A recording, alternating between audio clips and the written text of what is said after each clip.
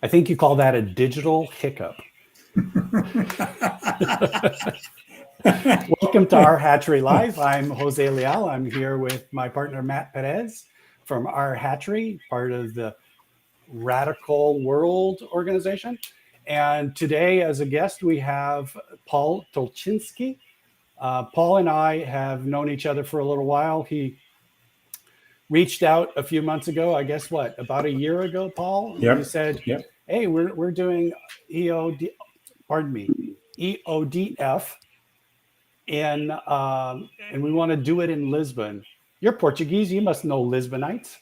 And I had a handful of Lisbonites that I knew, and it worked out. We had an awesome conference. Unfortunately, you weren't able to make it, which I really missed the opportunity to meet you in person.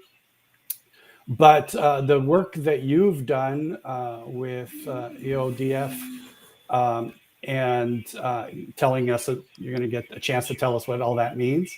And the conferences, it's beautiful work. So, Paul, thank you very much for joining us. And tell us a little bit about who you are, what you've done, and what this organization is. So, super. Thank you, Jose. Hello, everybody. My name is Paul Tolchinsky. I happen to live at the moment in Scottsdale, Arizona, and I've been here for about 7 years.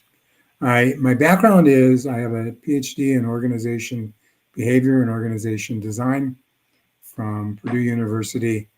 My claim to fame is I carried a famous Brit by the name of Eric Trist's bags while I was working in General Foods, helping him redesign the factories within the General Food system back in the 1970s and early 80s. So I've been doing this work for 40 plus years. And along the way, I moved to Europe.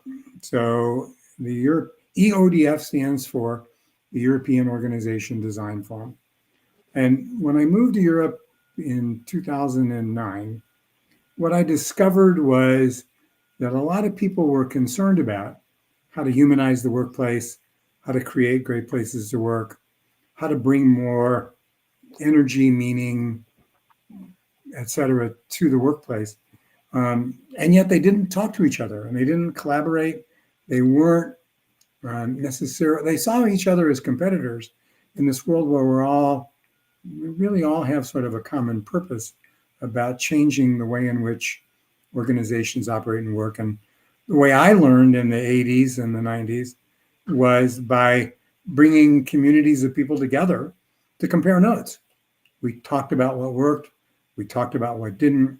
We talked about the principles underlying it and how they might be applied in different contexts. And so the European Organization Design Forum was my way of bringing together people who had like minds but didn't necessarily talk to each other in a way that would build momentum, build curiosity, build interest, make us all better at what we do in some way. And so it's the forum, right? And the word forum in the EODF is really important. As Jose experienced it in Lisbon, it is a forum. It's a place where people come together to share ideas.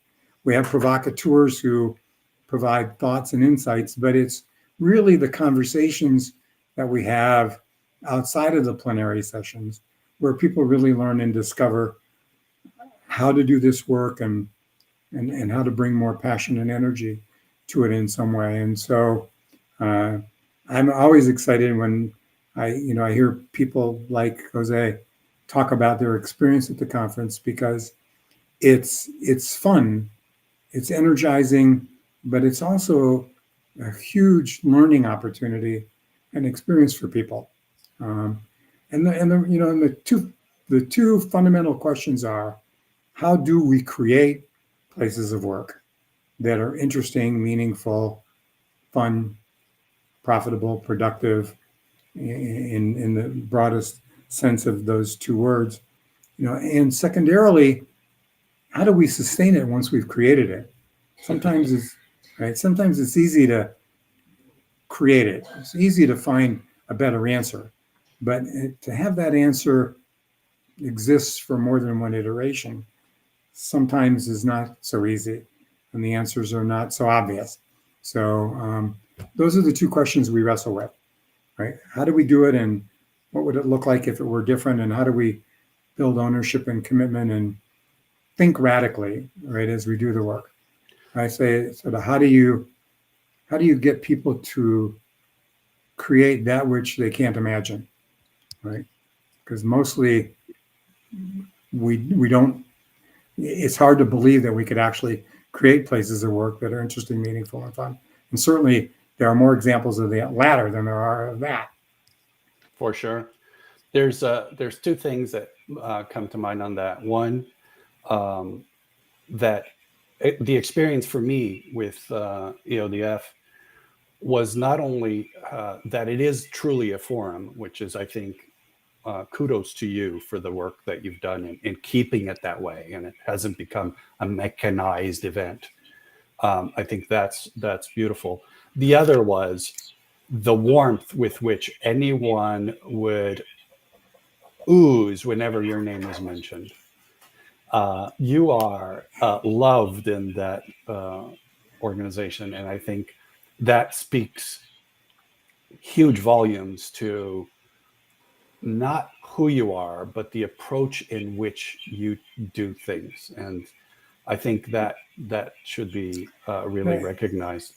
I thank you for that. I mean, and it's I'm loved because they feel valued and important when they're together, right? That's the key. And I think you use the word mechanized, right? I love that. Right? It's not mechanized, and that's, I think, this question about sustainability, right? Sustainability isn't about finding a solution and then replicating it over and over and over again.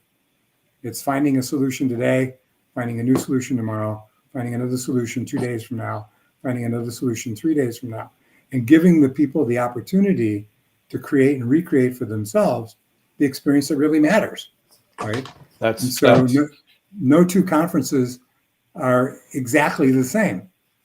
There are things like the sock competition, which is intended to make sure, at minimum, you at least have people strutting their feathers and having some fun with it. There is the open space, and so those things have become part of it. But how they get operationalized in the moment is created by those who are living it in the moment. Yeah. And the other thing that came to mind, just to follow up on your intro area there, I think there's a third question, and that's one that Niels and I were having a conversation earlier in his podcast today. There's the question of not only how do we create the company that does everything you've described, how does it stay that way, which is your second question. Right. There's the third is, how does it spawn others? Because if I move on from this organization and I'm back into the other type of organization, or if I choose to create something new, am I back in the other type of organization? How is it that we facilitate the spawning of these new organizations? I think that's the third question that I would add to your list. It's a really, really good question. In the 80s, I took American managers to Japan from probably 1985 to 1992. I took anywhere from 50 to 150 managers every year to Japan for 2 to 4 weeks to study Japanese manufacturing, right? And to learn, right? And the Americans were somewhat skeptical. Why would a Japanese person give away their family secrets, right? And periodically, an American would actually ask the Japanese manager the question, why are you telling us all this? And the one manager's answer that stuck with me most was, because my people know I'm giving away the house secrets today. So they got to create new secrets tomorrow if they want to sustain themselves. That's beautiful. And I thought it's perfect. And what he was essentially saying is, I'm giving you my truth of the moment. But tomorrow, because I gave you my truth at the moment, we won't be in the same place, right? And so the challenge for you is take what you learn here and apply it. But even when you apply it, it won't look like what you just saw here. It'll be somehow different, and so how do you do that? The second part about it was the migration of these ideas gets too caught up in the tools and the templates and the practices, right? And not in the principles. I had one American manager came back and immediately implemented a morning circle, a company song, and exercises in his factory. They couldn't wait to get rid of this guy. Because it just wasn't their it wasn't their culture. It wasn't their culture, right? And so it's how do you get to the principle level and say what's the principle at play, and how do I operationalize that principle in this moment, in this place, with this group of people, right? Every design team for every EODF conference gets to create it for themselves, right? The beauty is they have the experience in every design team. There's the experience of at least the last one or two, right? But that doesn't mean you have to do what they did, right? You have to look at what was the underlying principle. We changed the word speaker. I don't even remember which design team, but one group said, we don't want speakers. Speakers are people who talk at you.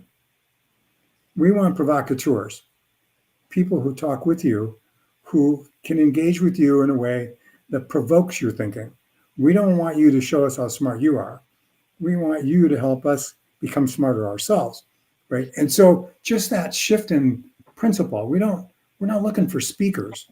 We're looking for provocateurs. It's a massive shift, right? Yeah. And not everybody who comes to a conference can put themselves in the position of, I'm not here to show you how smart I am. I'm here to get you to think for yourself and to provoke you in some way, right? And from a radical perspective, the way that we see those principles is that they're bound to us as human beings. We need, as you've pointed out a number of times now, meaning. Yeah. Right? We need belonging. We need to make an impact. These are things that are innate to us. They're not ideas. They're not ideologies. Well, the EODF, before the EODF, I owned another company, which is sort of in the background. You see all these wine pictures. And I got to practice what I was preaching as a consultant. And so the EODF is practicing what you preach, right? And so it's in the book on whole scale change that I co-wrote 20 some years ago with my old partners, we talked about what energizes people, right? I mean, what is it really? The short story was as I landed in India a year after my partner Kathy Dannemiller had been there, and the first question out of the manager's mouth was, "How do you keep the fire burning?" That because Kathy had been there and she'd given them good ideas and she'd provoked their thinking, and they were off and running like crazy. And then when they got done with all the good ideas that Kathy had given them, they were like, "Well, now what do we do?" And so when I landed, the first question that we got asked is, "How do you keep the fire burning?" Right? And the question is, what energizes people? And and this is 1996, and I thought I don't really know the answer, right? I had thoughts about it, and I was there for a month doing a lot of training and working with a lot of people to understand whole system change and whole scale large group methodologies, and we created this formula, which speaks to what you just said. What we said is energy is a function of three things. The first is meaning. This meaning, it's the why. Why should we do this? Exactly. Right? And does it not only make a difference to the profitability of the company, but to the planet? right? And is it making a contribution that I could be proud of? If it has meaning and purpose, yeah, I can get energized and mobilized, right? The second was hope. Right? If I'm hopeful, I'm more energized than if I'm feeling helpless, right? And what we said back then was hope is a function of actually seeing progress to the goal, right? And sometimes, in our digital world, progress may be happening in one part of the company or one part of the planet, and it's not happening in another, but the one doesn't know about the other. And so they become frustrated and disenfranchised. To your point about how do we spread the word Right. and inculcate each other, right? And so hope is about seeing results. I have a really good low-tech example of that from another old client. But the more hopeful I am, the more energized I am, Right. right? And the more willing I am to actually put forth effort and energy to make something happen. The third will resonate with you instantaneously, which is power. If I don't have the power to influence my circumstance, if I don't have the ability to make a difference, if my voice isn't heard, I say, bullshit, who cares? Right. Right? We And call that so impact. impact. Yes. And in Germany and in Austria, my old partner, she didn't like the word power. She wanted the word influence. And I said, influence is too passive of a word, right? Power, impact, the ability to influence my circumstance. Right. That's impact, right? Yeah. And so what we said was, it's, this energy. So by the time I left India, I had these three things. I said, I have no idea whether or not these are right or not, but these are three things that I think are important, right? If you have those three things, then you're much more likely to have ignited a flame, created momentum in some way, right? That enables you to put another log on the fire and keep the fire burning. But it begins with purpose and meaning, right? And without that, I'm not so sure, right? I've been working on this article, I think I mentioned to you in an email, about why is it so few of these places that we're talking about and hoping for don't last for long, right? And I've had the gift of working with probably the oldest socio-technically designed self-managed work system in North America. It happens to be in Bromont, Canada, and it's 41 years old. And it has survived 41 years of economic upturn and downturn in its industry. It has survived 5 leadership changes. It has survived 4 or 5 corporate leadership changes. Wow. Where the corporate people are saying, we don't understand that model. Why are we letting them do that? And the question that I asked retiring site leader, general manager, was, what's your hypothesis about why have you been able to survive for 40 years when other people can't make it past 4 or 10, right? And he and I've had a really long sort of discussion about that, and I shared meaning, hope, and power, and they really resonate with him, right? Yeah. But there are he's got more practical reasons why, but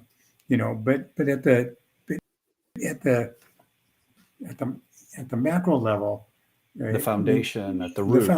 The root principles are people have a voice. I mean, this is an 800 person facility, and the workers run the place. Right.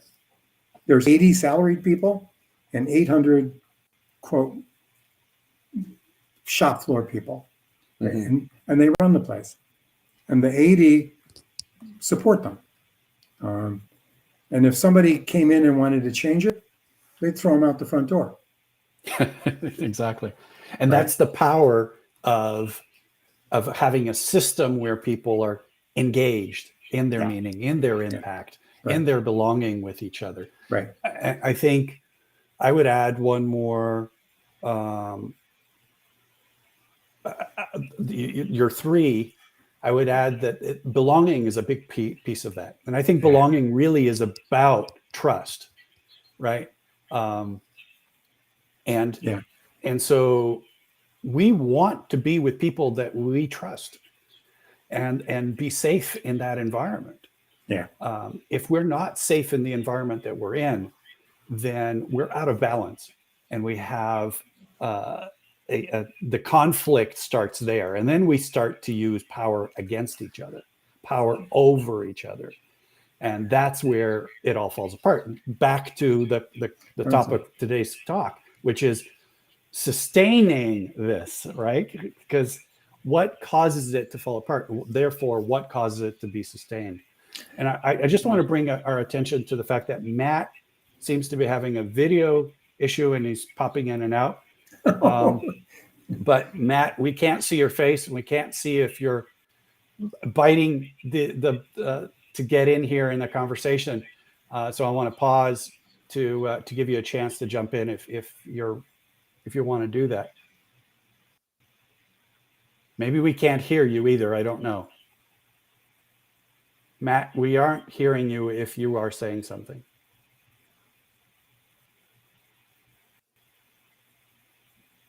Maybe just put it in the chat. Yeah. Matt, feel free to put something in the chat, either an input or a question, whatever suits your fancy. That'd be awesome.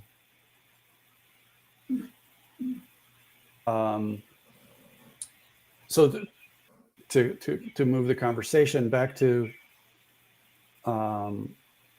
sustainability. So what in your experience have you seen that you've talked about all these organizations that have been able to do something, as you've just described in Canada, which I lived for 25 years up in that space, and it sounds by what the company you said it's in Quebec.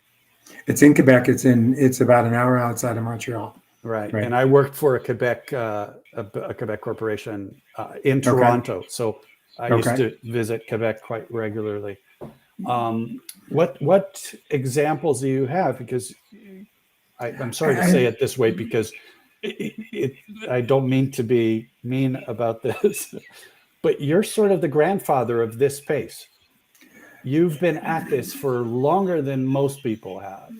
And you probably have more experience and more knowledge about both the failures and the success. And I'd be more interested in the failures at this point, because I think sustainability isn't so much about the success as it is understanding what causes failure. And I've had both, right? I mean, I've probably helped design and start up 10 factories, 10 businesses, everything from aircraft engines and engine blades and landing gears to dog food and Jell-O and a bunch of others. And, I think you could speak to both of them. I think there's a couple of things that sort of overlap. Maybe that's the way to start, right? Because I think the first most important one is the one that most people hate to hear first. And that is, nothing breeds longevity better than success, right? And so if you read about the Volvo experiments, the Scandinavian experiments, you look at Saturn in the US and others, sustainability is in part a function of being able to deliver on your results, right? So, the places I've worked where people say, that's bullshit, right? Then what we say is, can you outperform us? And the answer is no, right? What we do works and delivers to the customer, to the marketplace, to the shareholders, to us as employees, right? And so, what's sustained this plant in Bromont is it's been incredibly successful, and people are incredibly proud that they've been able to remain successful and outperform their sister facilities and outperform the competition. And they walk around like a big badge of, on That's their, the impact. right? That's the impact. That's the impact, right? What we do matters, and we're damn good at it, right? And so nothing breeds sustainability more than success, number one. Number two is continuously embracing innovation and technology, right? My one example of a failure is they did really, really good, but they wanted to rest on their laurels, right? They didn't really have a continuous innovation, continuous improvement mindset. If you go into this place in Bromont, it doesn't look anything like it did 40 years ago, right? It's all robots now. It's all automation. It's all technology. It's all new ideas that have been created by the people who work there, right? They go to the technology fairs. They go to the customer. They have an internal venture capital fund that is always spawning new ideas and new ways to do it. And so they've sort of surfed chaos by continuously innovating and changing. They don't rest on their laurels. Right. It's the never-ending marathon. Periodically, you want to just stop and sort of take a deep breath. But the moment that you do that, you lose something. Right. You're stuck in the best practice mentality, which is, this is the best practice, we're not going to change. Yeah. And it becomes it's your culture becomes your worst enemy instead of best friend. Right. So that's number two. I think number three is, when we talk about self-management, we really mean self-management. We don't really mean you workers, you get to manage this, and we managers will manage everything else, right?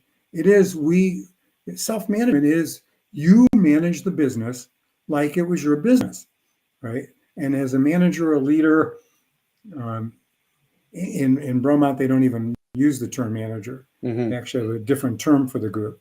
But they how do I say it?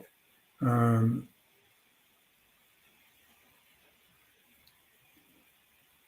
sort of lost my train of thought for a second there when I did that. They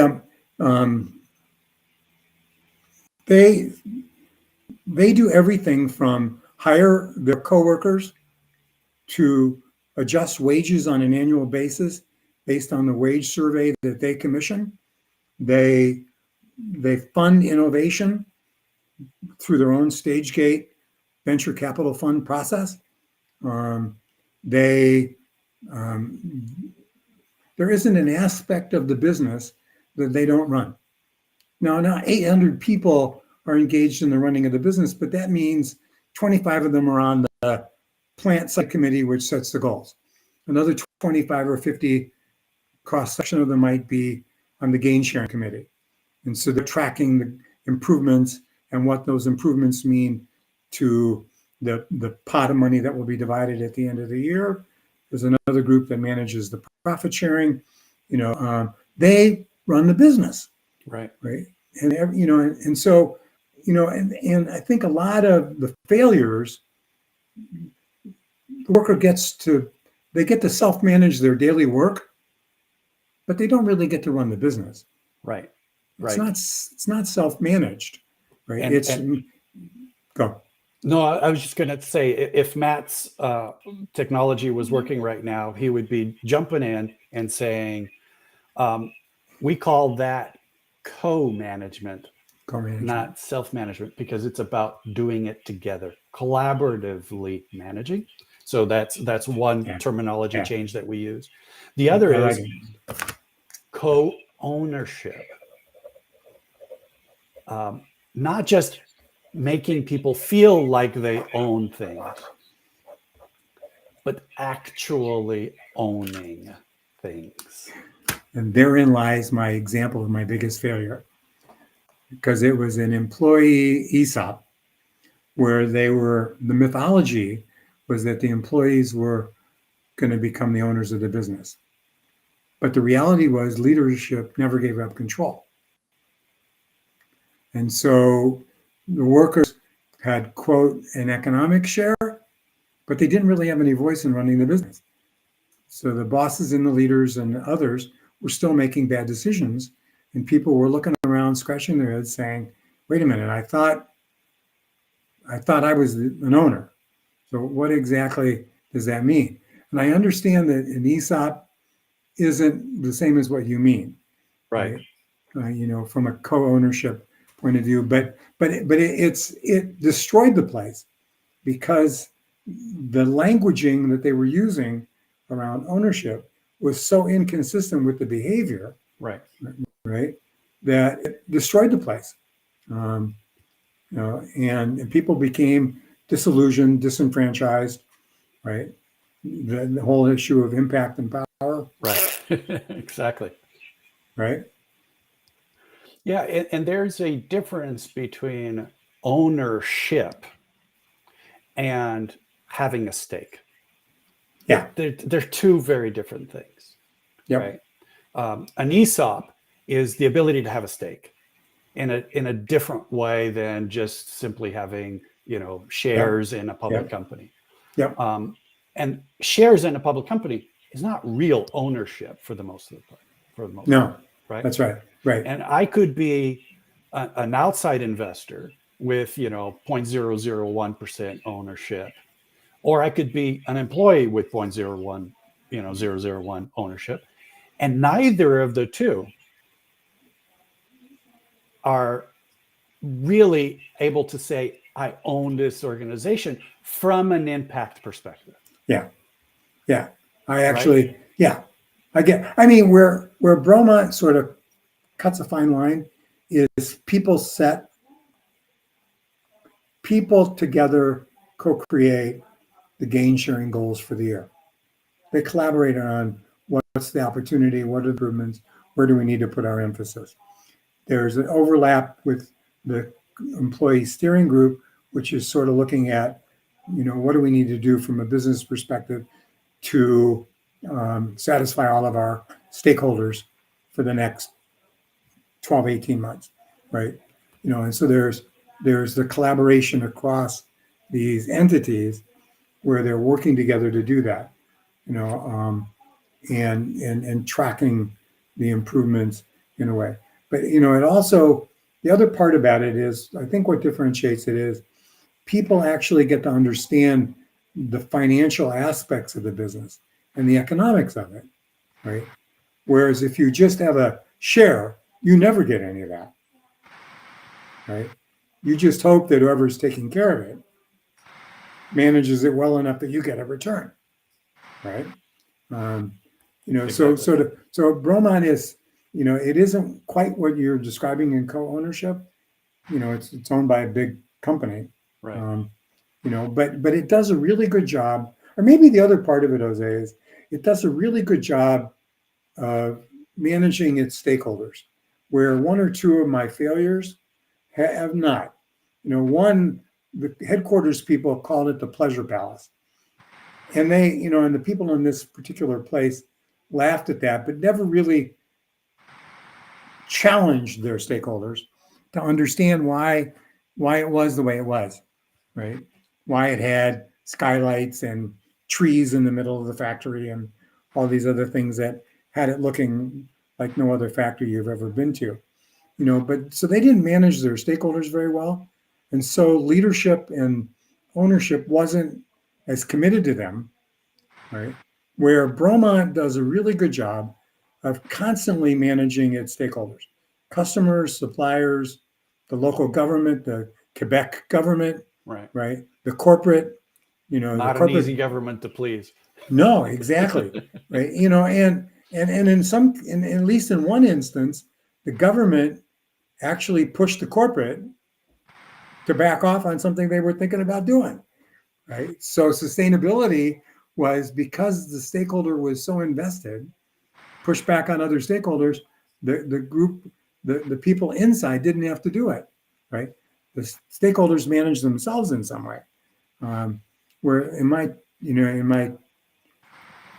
two examples that are the most painful, right? Neither one of them did a very good job of managing the ecosystem, right? And they thought they had to insulate themselves to protect themselves, Right. right? And in doing that, they actually cut off their lifelines in some way, right? Yeah. They, As you said earlier, it's about the dynamic, paraphrasing, it's a dynamic system of integration, yeah, right? And what we do tomorrow is different because tomorrow is a different day. It's a different dynamic. And so how do we do things in a way that is living in the moment and recognizing what needs to be done? yeah, That yeah, whole process of not building static models of structures and of organizations and of relationships. yeah. Matt is back. Let's hope that Hey, we can man. hear him. Can we hear you, Matt? Can you hear me? We Yes. can. You're All back. right. All right. Now you get a chance to participate. Sorry you're having that issue there. You already said my piece about co-management and co-ownership. I knew you would. I knew it Yeah, would be and, very strong for and you. Paul has described very well why we believe that it has to be co-ownership. You found Broman. How do you spell that?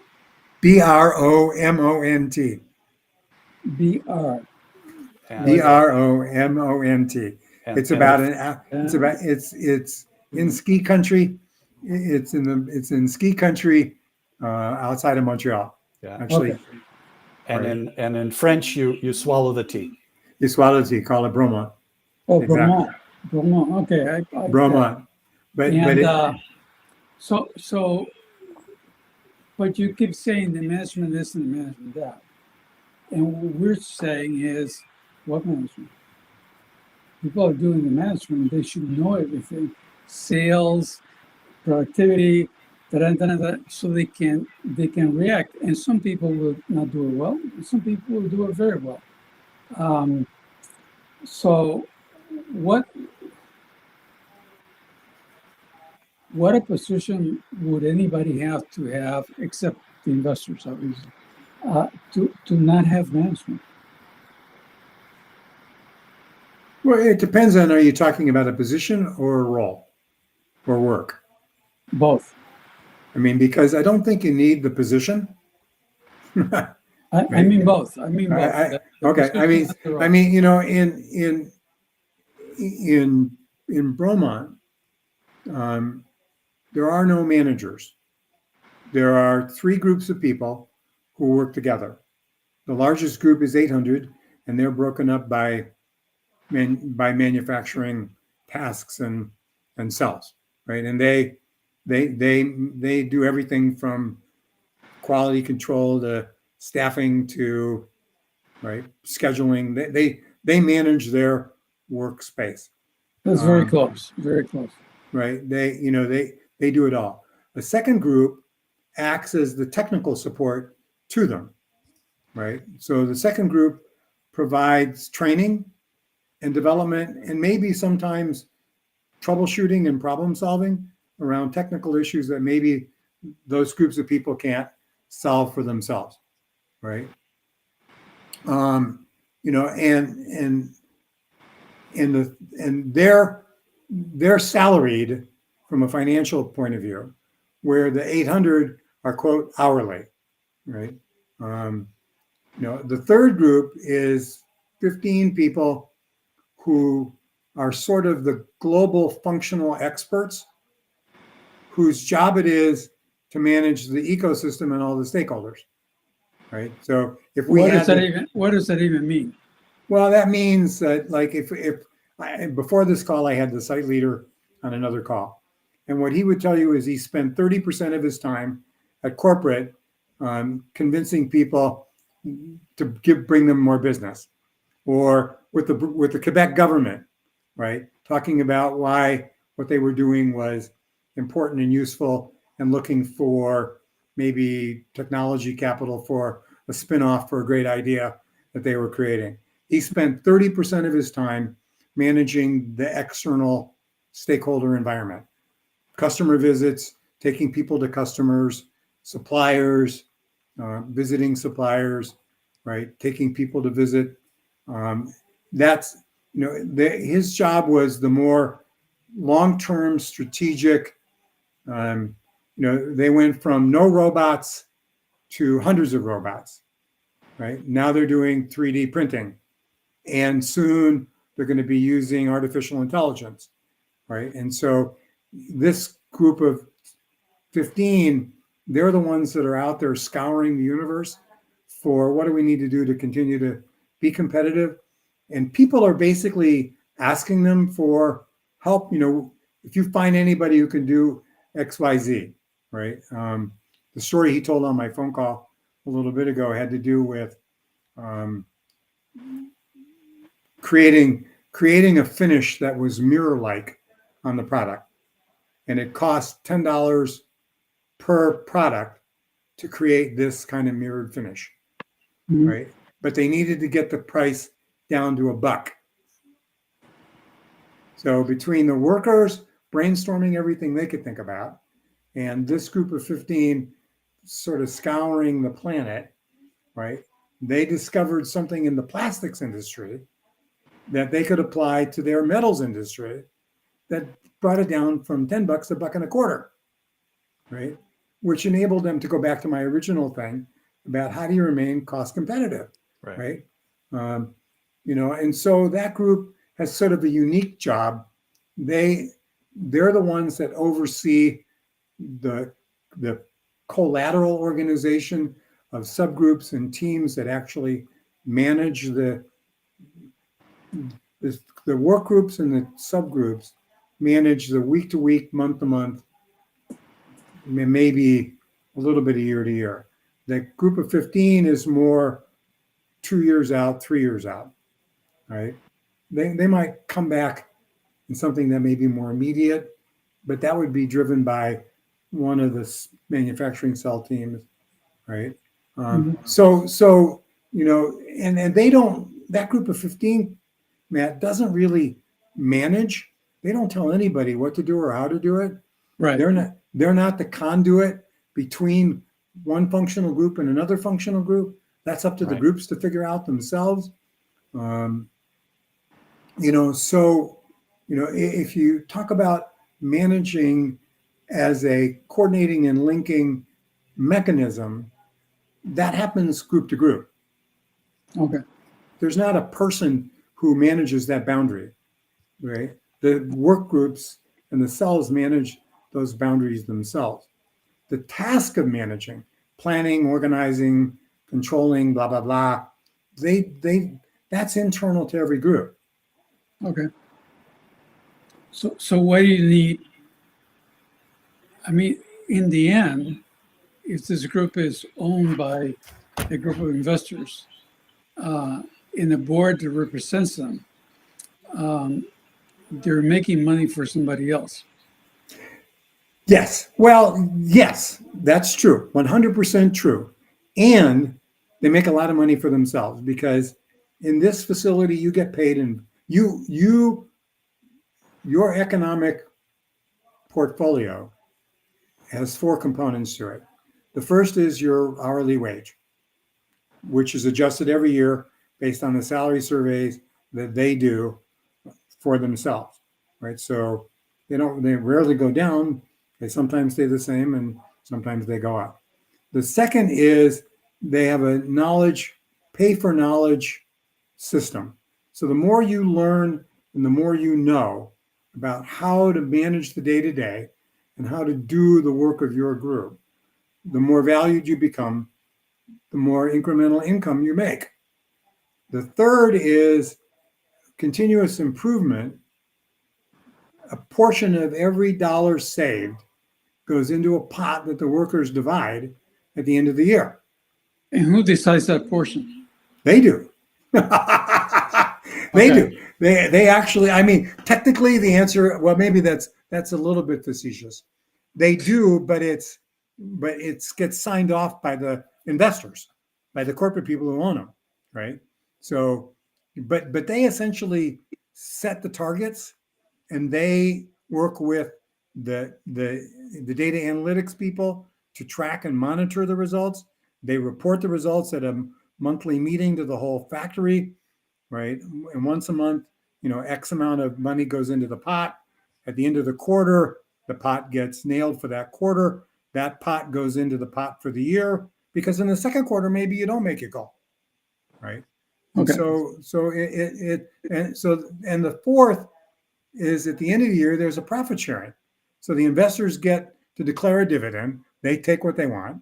And as a part of that dividend, there's a dividend back to the workforce, right? So they have four ways in which they can economically benefit from what they're doing.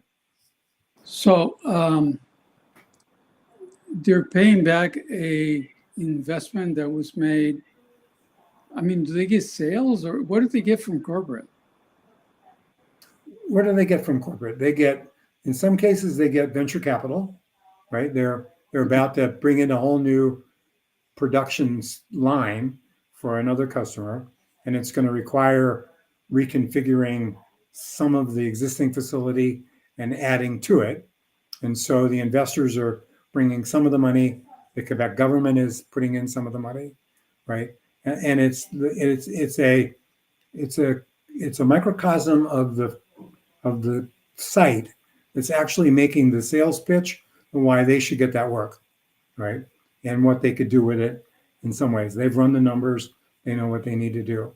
So from the investors, they're getting, capital. In some cases, they're getting access to technology and new systems. This facility does a really good job of integrating technology with the human system, right? Okay. They've actually figured out, they do a really pretty good job of leveraging technology to augment human systems, not to replace human systems, right? So they don't bring in a new machine and get rid of 10 people, right? That's not the way they operate, right? And they wouldn't bring in a machine that would eliminate 10 people, but they might bring in 10 machines and ask 10 people to run them as a part of their overall cell responsibility.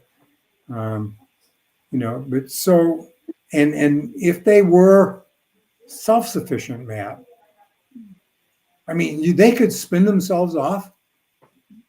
Yeah, I mean, they probably could.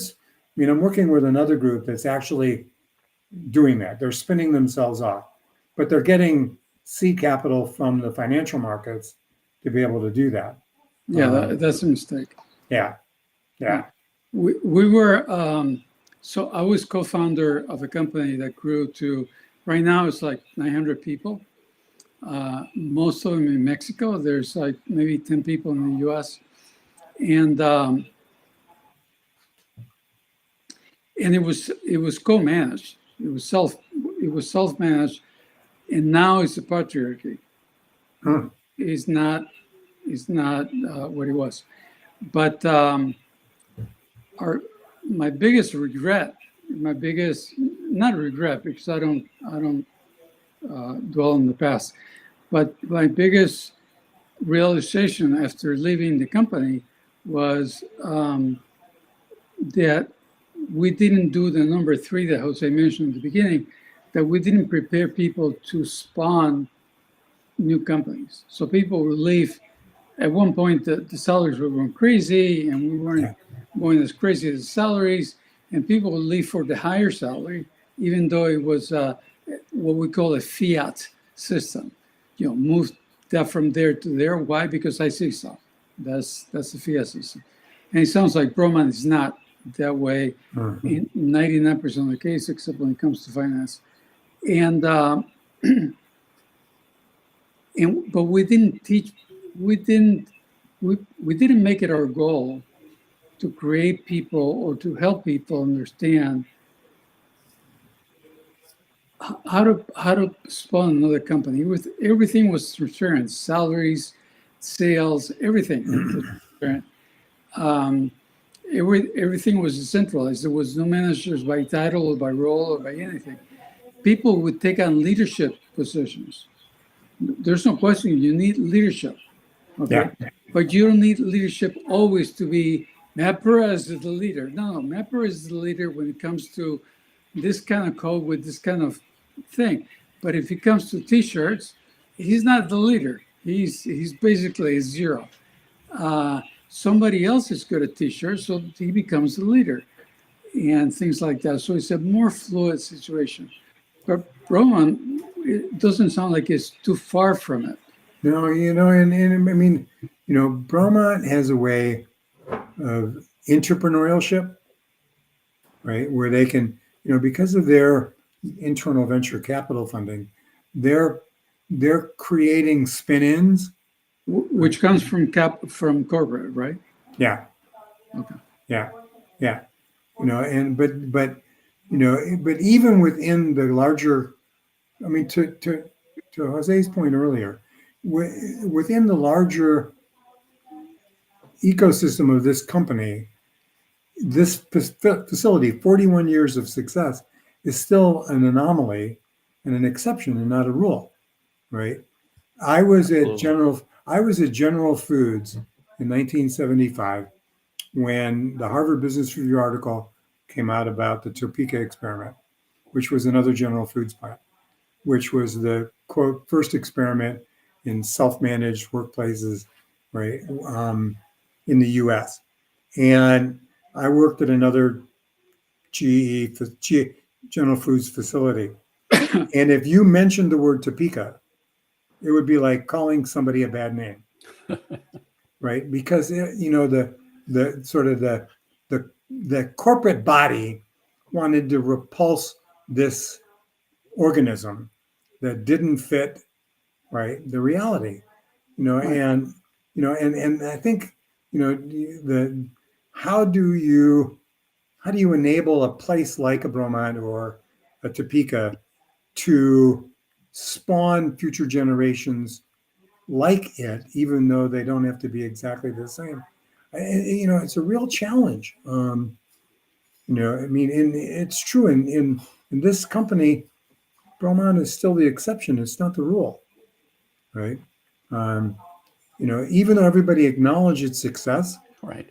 And everything like that, sort of the notion of somehow changing and letting go of the old and embracing something new is not an easy transition, right?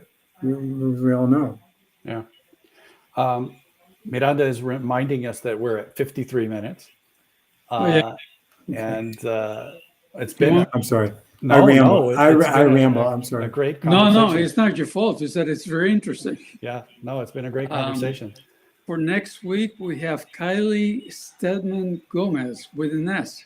So I suspect that she comes from a Portuguese family. She's strategic advisor to Cordial World Foundation.